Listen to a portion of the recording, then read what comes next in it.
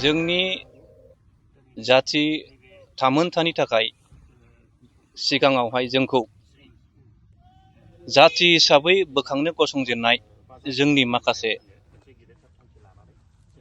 बर'नि बिफा उपेन्द्रनाथ ब्रह्मनि माखासे जोंनो थामोनथानि थाखाय फोरोंलांनाय बे फोरोंलांनाय माखासे आदर्शफोरखौ जों दिनै बावनानै थाङाखै।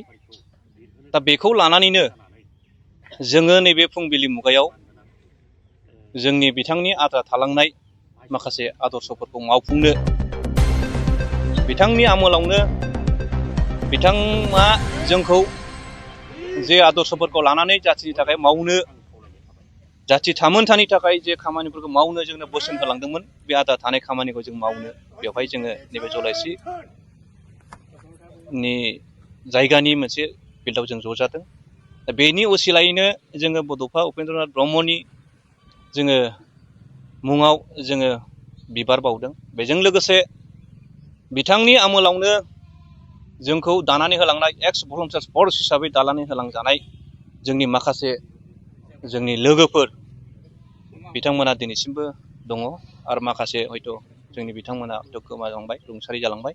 जों जेखिनि आद्रा थानाय जोंनि लोगोफोर जों ज' जानानै फ्लेग हइस्टिंजों लोगोसे बिथांनि आद्रा थानाय खामानिखौ जों मावनो दिनैसिम जों ओंखारबोदों, ज' जादों।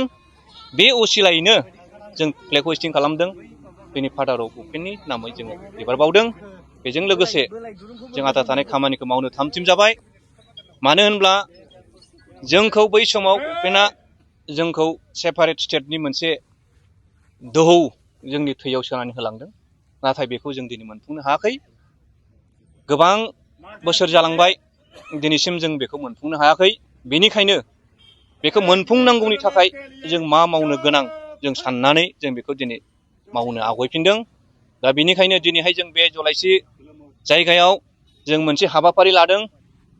जोंहा दिनैहाय सेन्ट्रेल कमिटि जों दाखांबाय, डिस्ट्रिक्ट कमिटि जोङो दिनैहाय गठन खालामगोन। जोंनि क'क्राझार जिल्लानि सिङाव थानाय 18था जोङो आनसलिकखौ लानानै दिनै जोङो जिल्ला कमिटिखौ जों दानो थामथिम जाबाय।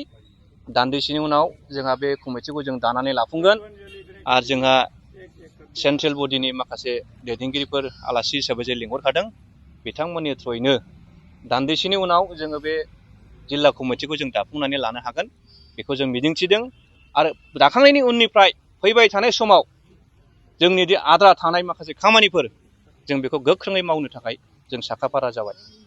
बेखिनिखौनो बुंनानै आं मिडिया नोंथांमोननिसिम आंनि गोजोननायखौ, अननायखौ जासिनानै आंनि बिबुंथिखौ आं दोनथ'नाय जाबाय।